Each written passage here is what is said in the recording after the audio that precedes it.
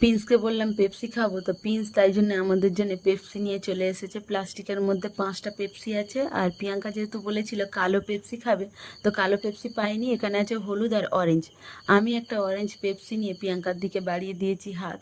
প্রিয়াঙ্কা তো বেশ খুশি, ভাবছে যে বাবা আবার পেপসি। ও তো খুব কৌতূহল হলো, পেপসিটা নিয়ে খুব খুশিও হয়েছে।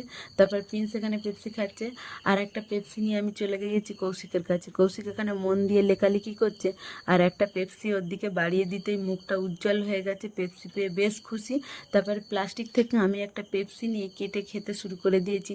ছোটোবেলায় শুনতাম যে পেপসি নাকি ভালো জলে তৈরি তৈরি না, হয়তো মা বাবা বারণ করতো যেহেতু জ্বর সর্দি হবে সেই জন্যে।